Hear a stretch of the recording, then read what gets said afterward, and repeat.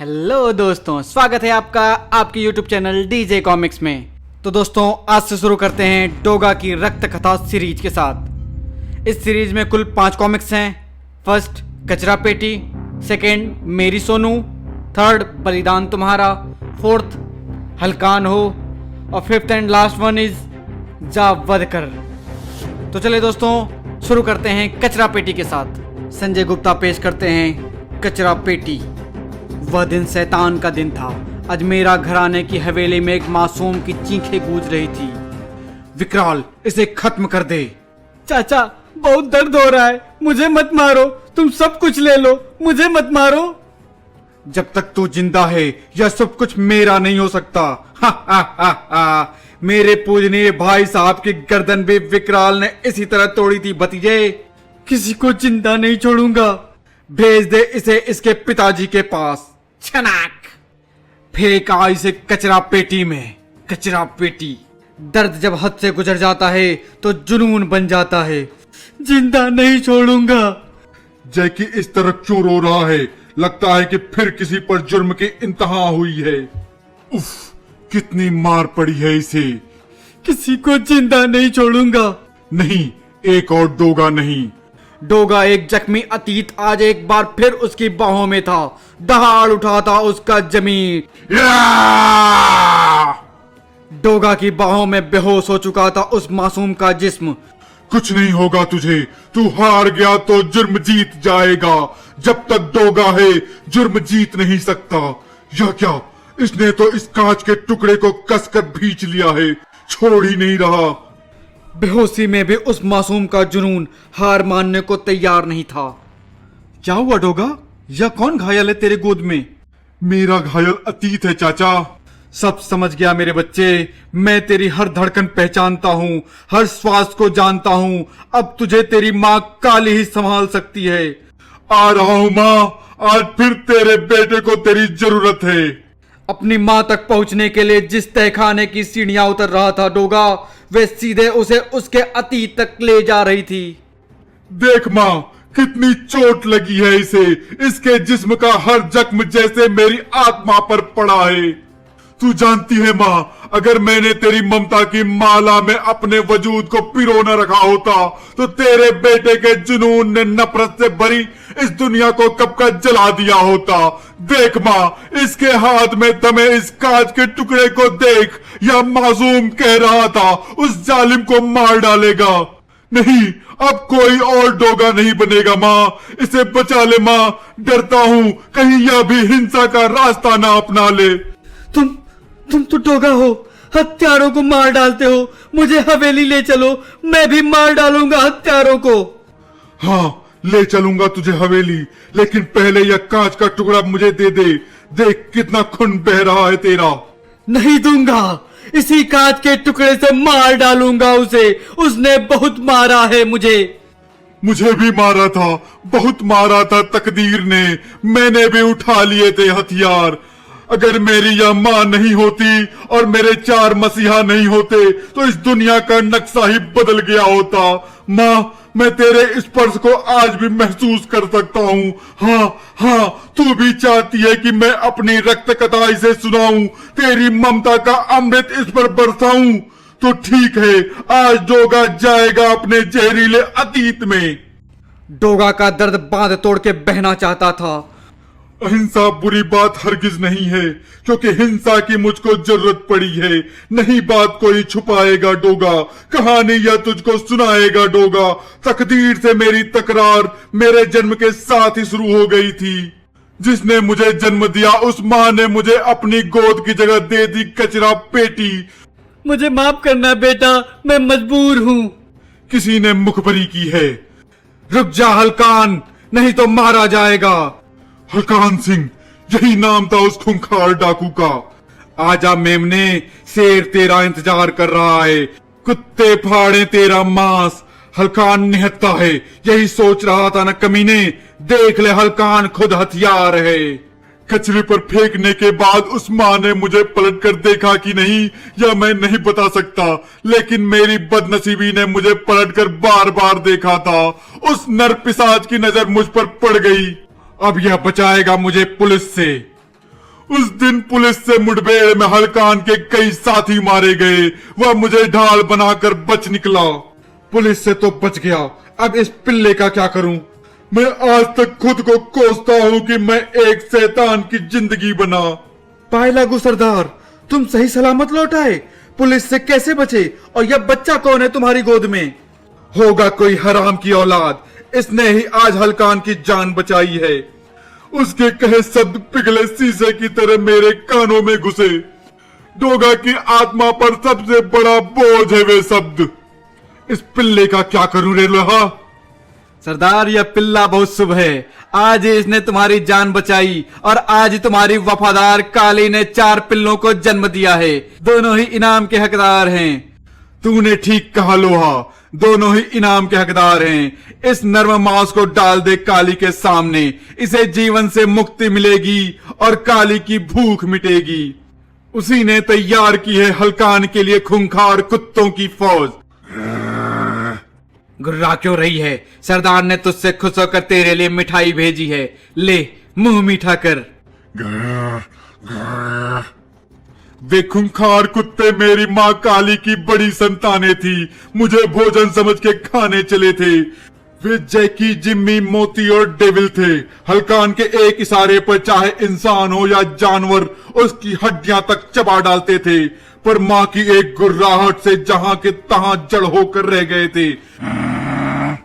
मुझे बुखार था। सुबह से भूखी माँ अपनी भूख प्यास भुलाकर मुझे तब तक चाटती रही जब तक मेरा बुखार उतर नहीं गया और वह जमीन पर धम से गिर नहीं गई। उसने मेरा बुखार अपने ऊपर ले लिया था। मेरे जिस्म को चाट चाट कर मेरी रूह पर लिख दिया वह पवित्र नाम माँ। ममता से इस अनाथ का पहला परिचय था। जी भर के रोया था मैं उस रात।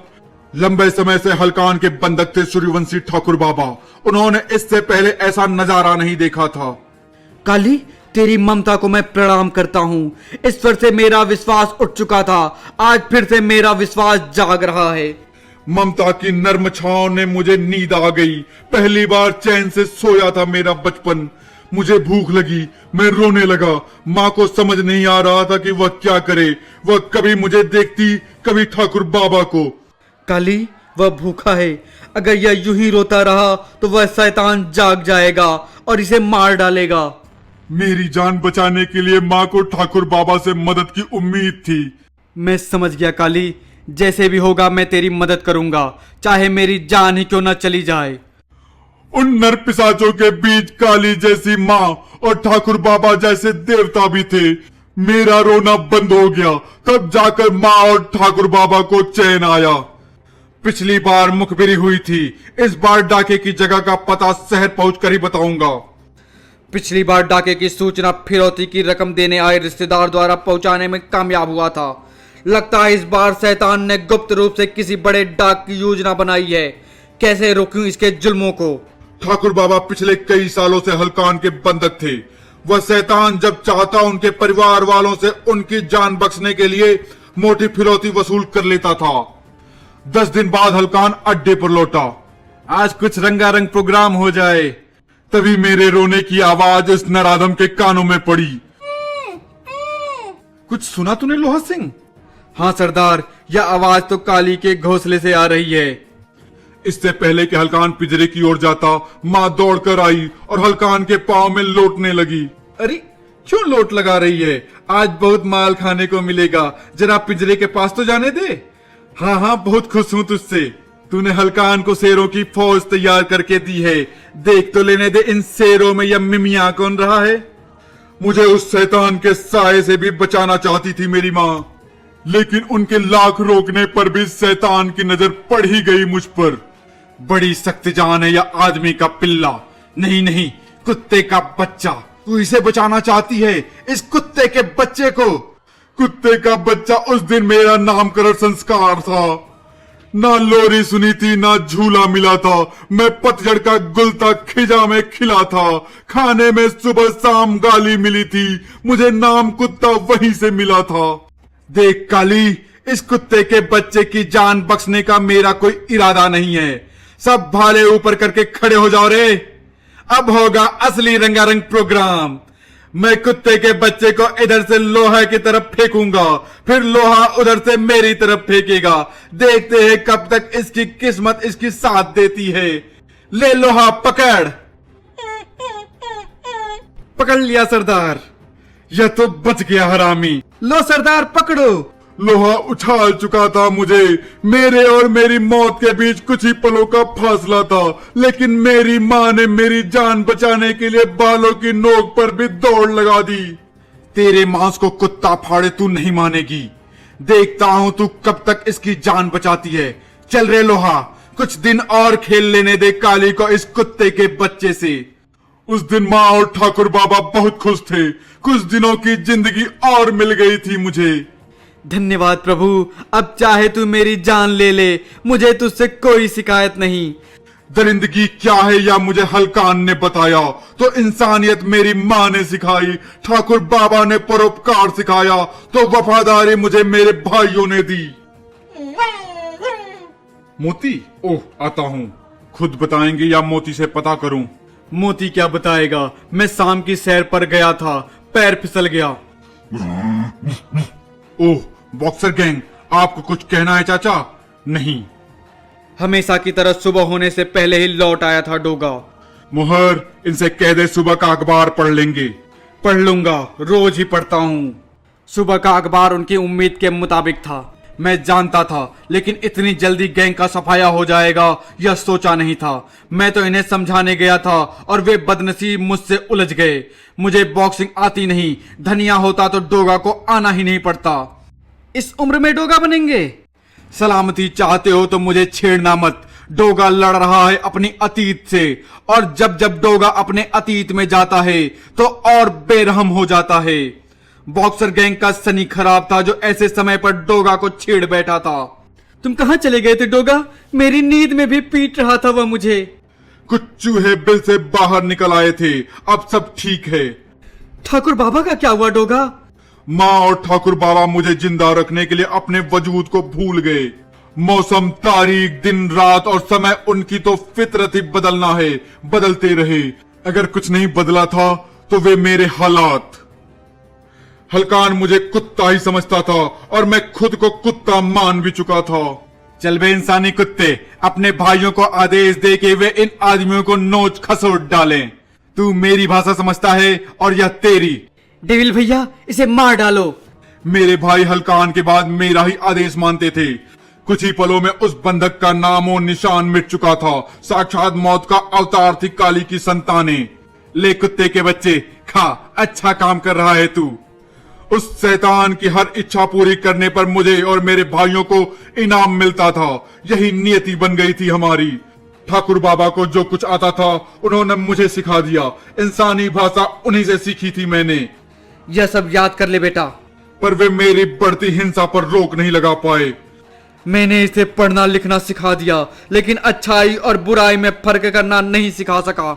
नेताजी, तुम मुझे पुलिस और प्रशासन से बचाओ, मैं तुम्हारे दुश्मनों को ठिकाने लगाऊंगा। तुम राजनीति में आ जाओ हलकान, फिर सब तुम्हारे पांव के नीचे होगा। हलकान अपनी ताकत बढ़ाने के लिए राजनीति में उतरने की योजना बना रहा था। हलकान की पहुंच मुंबई जैसे बड़े शहरों तक होने लगी थी। अब हलकान मुंबई और दिल्ली पर राज करेगा। उसके लिए हमें बहुत पैसों की जरूरत होगी। अपहरण और लूट की वारदातें बढ़ाओ लोहा। हलकान के आदेश पर जो रक्तपात शुरू हुआ, फिर वह रुका नहीं। गालियों से दिन शुरू होता था, गोलियों से दोपहर और रक्तपात से रात। फिर हम सब बेहोश होकर सोते थे, केवल माँ जागती थी। डेविल को मैं बड़ा भाई मानता था और वह बड़ा भाई बनने में कोई कसर भी नहीं छोड़ता था। माँ देखो, डेविल भैया फिर गुर्रा रहे हैं। वह भी छोटा है, उस पर ज्यादा गुर्राने की जरूरत नहीं है डेविल। अब डांट पड़ी माँ से, आगे से मत गुर्राना। एक दिन तेरी हड्डियां चबा जाऊंगा, माँ का चमचा। डेविल का रौब हम सब पे चलता था। हम सभी डरते थे उससे। सर्दियों के दिन होते तो माँ मुझे कंबल उड़ाती। परिवार का स्नेह मुझे उन्हीं से मिल रहा था। वह सुबह अच्छी नहीं थी। ठाकुर बाबा के परिजन फिरौती की रकम देने से आनाकानी करने लगे थे। सुन बे बुढ़े, तेरे घर वालों को प्रेम पत्र भिजवाया था, अभी तक कोई जवाब नहीं आया। तेरे दिन पूरे हो गए हैं। मुफ्त की रोटी कब तक खिलाऊंगा तुझे? अब जीना कौन चाहता है हलकान? बस इस मासूम को सुरक्षित कर दूं, फिर चैन से मर सकूंगा। माँ सरदार बाबा पर गुर्रा रहा था, क्या उनका भी शिकार करना पड़ेगा? चुप, तू उधर ध्यान मत दे। फिर क्या हुआ? माँ और ठाकुर बाबा नहीं चाहते थे कि मैं हलकान जैसा बनूं, लेकिन मैं हलकान बनता जा रहा था। ठाकुर बाबा सूर्यवंशी थे, सूर्य की पूजा करते थे। वे चाहते थे मेरा जीवन सूरज की तरह रोशन हो। बेटा, अब मेरे जीवन का कोई भरोसा नहीं। मैं चाहता हूं तू इस संसार को भगवान सूर्य की तरह रोशनी बांटे, इसलिए मैं तेरा नाम सूरज रख रहा हूं। हालांकि मैं उस वक्त तक ना सूरज का अर्थ जानता था, ना ही नाम क्या होता है यह मुझे पता था। मैं तो कुत्ते के बच्चे सुनकर ही सुर घुमाता था। जिंदगी और मौत का कोई मुहूर्त नहीं होता, यह मैंने हलकान के अड्डे पर ही सीखा था। ले इंसानी कुत्ते, आज तेरा रक्त अभिषेक हो गया।